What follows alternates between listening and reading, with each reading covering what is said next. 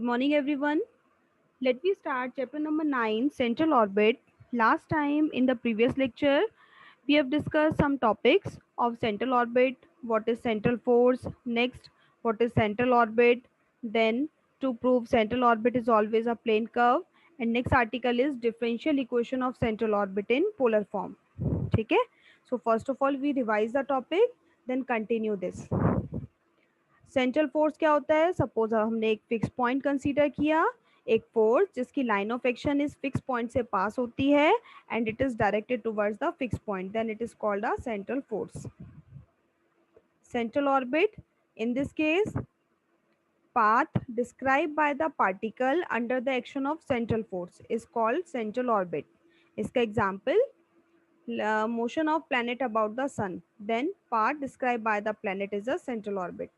Next हमने prove किया central orbit is always a plane curve.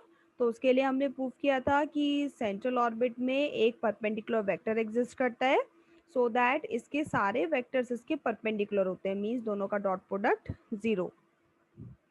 Next most important, ये article भी आपका एक दो बार आया हुआ है, तो आप ऐसा ना समझें कि हो सकता है ये ना आए, तो इसे भी आप अच्छे से सारे आर्टिकल करने हैं. Next is differential equation of central orbit in polar form. अब यहाँ हम डिफरेंशियल इक्वेशन सेंट्रल ऑर्बिट की डिफरेंशियल इक्वेशन फाइंड आउट करेंगे. फर्स्ट हमने फाइंड आउट की थी in polar form. Polar coordinates r और थीटा. ठीक है, तो इस केस में ये आर्टिकल आपका मोस्ट इम्पॉर्टेंट है, इसे बहुत अच्छे से कर लेना. Then we get the equation d square u by d theta square plus u equal to f upon h square u square. In this case u is 1 upon r, या r को हम बोल सकते हैं 1 upon u. Theta polar coordinate, f is law of force. f हमारा दे रखा है सेंट्रल फोर्स पर यूनिट मास, या it is called as central acceleration. ठीक है, h इज अ कांस्टेंट और यहाँ h की वैल्यू होती है r square d theta by dt. Next, now we continue this topic with next article. Next article is differential equation of central orbit in pedal form. अब same यहाँ differential equation हम find out करेंगे but in pedal form. So pedal coordinates are P और R. What is P? R तो आपका same position vector होता है. P क्या होता है यहाँ से देखते हैं. सपोज ओ हमने सेंटर कंसीडर किया, ओ एक्स इनिशियल लाइन, ये हमने एक कर्व लिया. P is the position of particle at any time t and its polar coordinate r और थीटा. तो ओ से पी को आप ज्वाइन करते हैं तो ये आपका पोजीशन वेक्टर आर वेक्टर होता है and this angle theta. F central force consider करते हैं टुवर्ड्स ओ. ठीक है, अब इस पी पॉइंट पे आप टेंजेंट लाइन ड्रॉ करेंगे. पी पॉइंट पे टेंजेंट लाइन, टेंजेंट लाइन का मीनिंग एक लाइन जो इस कर्व को सिर्फ पी पॉइंट पे टच करती है. ठीक है, और इस ओ पॉइंट से इस टेंजेंट लाइन पे परपेंडिकुलर ड्रॉ करते हैं. तो ये जो लेंथ ऑफ परपेंडिकुलर आती है this is called p. Again यहाँ से कनेक्ट करिए. पी क्या होता है? Small p. This is the length of perpendicular from O to the tangent line at p. यहाँ से देखिए P is the length of perpendicular from O to the tangent at P. ठीक है, now relation between P and R, ये आपका calculus में आपने पढ़ा होगा फर्स्ट ईयर में. Relation is 1 upon P square equal to 1 upon are square plus 1 upon R four D are by D theta का whole square. Call it equation number 6. ठीक है, अब यहाँ से हमें सॉल्व करना है तो इसके लिए हम डिफरेंशियल इक्वेशन का यूज करेंगे. फर्स्ट ऑफ ऑल पुट करते हैं 1 upon r is u. Next यहाँ बोथ साइड डिफ्रेंशिएट करते हैं विद रिस्पेक्ट टू थीटा. तो 1 अपॉन आर का minus 1 upon are square d are by D theta equal to u का होगा d you by D theta. ठीक है, इसकी वैल्यू ऊपर वाली इक्वेशन में पुट करिए. सो ये बनेगा 1 अपॉन पी स्क्वायर सेम आ जाएगा equal to 1 upon are square के प्लेस पे लिख सकते हैं यहाँ से यू स्क्वायर, और इस वाले फैक्टर का अगर आप स्क्वायर करेंगे तो ये बनेगा 1 अपॉन आर फोर माइनस का प्लस हो जाएगा D R by D theta का होल स्क्वायर, मीन्स ये फैक्टर आ गया. ठीक है, और इसकी वैल्यू होगी D you by D theta का होल स्क्वायर. तो ये भी हम ऊपर पुट कर देते हैं. सो वैल्यू आएगी 1 upon P square equal to you square plus D you by D theta का whole square.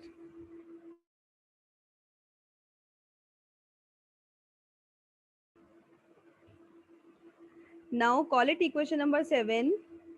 Now differentiate with respect to theta, because we have to use differential equation in polar form. उसका हमें use करना है, और उसमें आपका था D square you by D theta square. ठीक है, means D you by D theta का या यू का डबल डेरिवेटिव. तो इसलिए इसे हम अगेन डिफ्रेंशिएट करते हैं विद रिस्पेक्ट टू थीटा. तो 1/p² का होगा -2/p³ d P by D theta equal to you square का 2u d you by D theta plus इसका करेंगे तो 2 आगे आएगा d you by D theta, और इसका अगेन करते हैं D square you by D theta square. ठीक है. नाउ लेफ्ट साइड में 2 दे रखा है, राइट साइड में 2 है, कॉमन लेके cancel.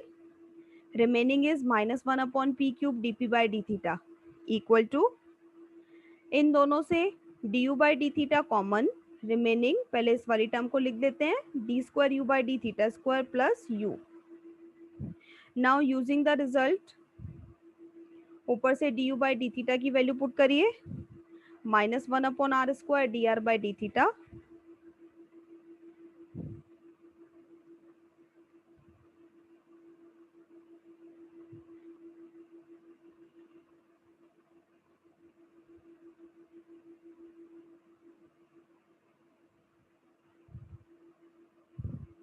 Next -1/p³ dp by d theta.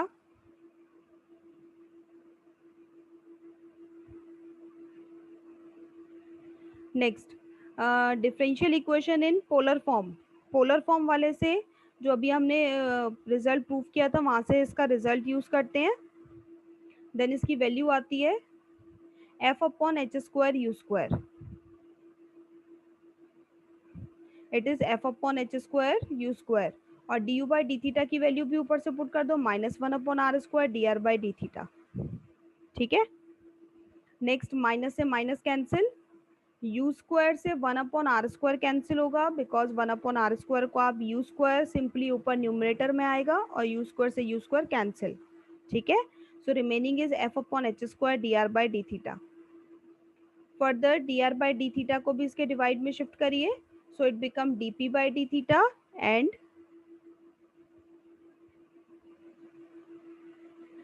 Divide by D are by D theta. तो एक तरीके से डी थीटा से डी थीटा कैंसिल होगा and it become D P by D R. So यहाँ आपका आ जाएगा D P by D R. H square को भी राइट लेफ्ट में शिफ्ट कर दो, सो h² / p³ dp by dr equal to f. And this is the differential equation of central orbit in pedal form. ठीक है.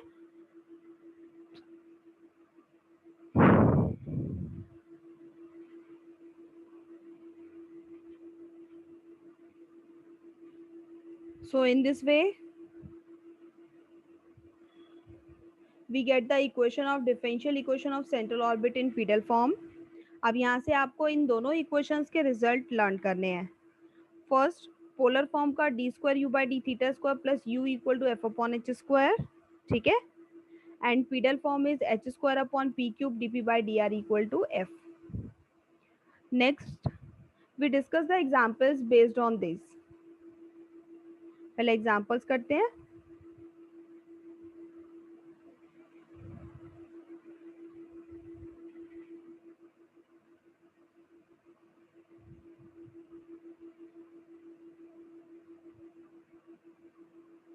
Okay, so now come to examples. Before examples, some formulas are given. Differential equation of central orbit in polar form, where r is 1/u या u is 1/r. ठीक है. And this is the equation in pedal form. Now come to the examples. Examples के अंदर हमें equation given होगी and we have to find the force F. F की value find out करनी है. तो फर्स्ट ऑफ ऑल हम check करते हैं इक्वेशन किस फॉर्म में गिवन है.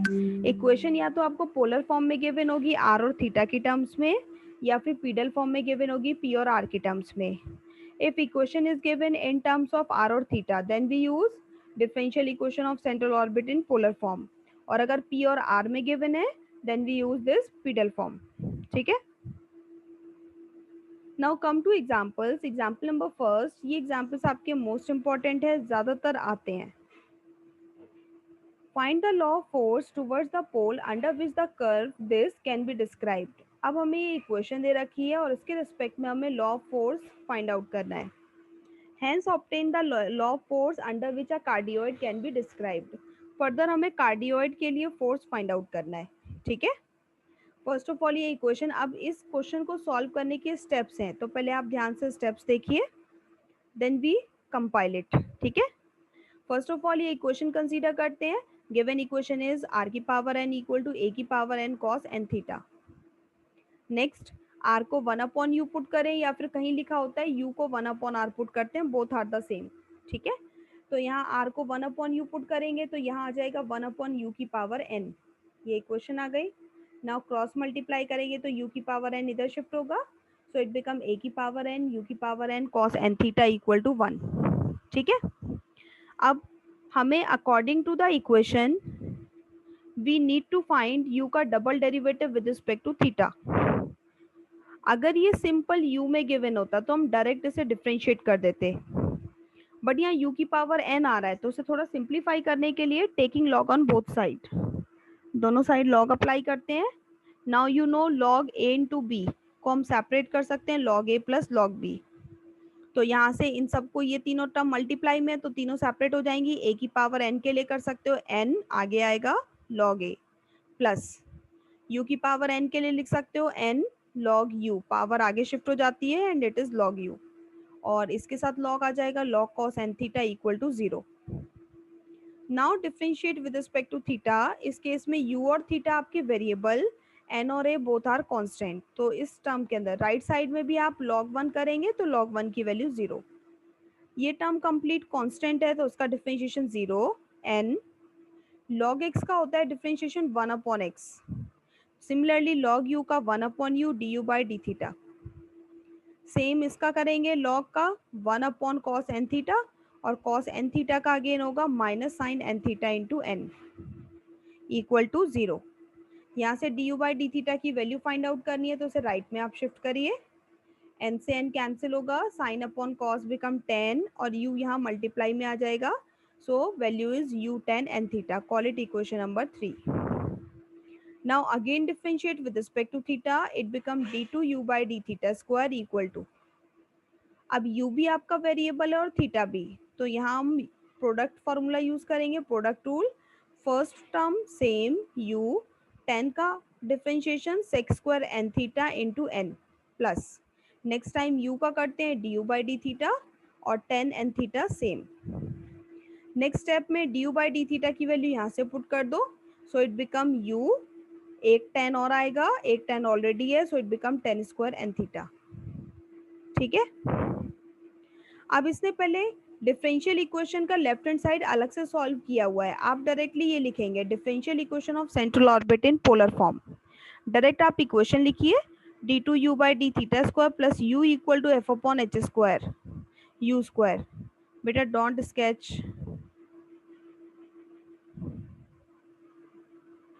Next, differential equation in polar form हमने कंसीडर कर ली.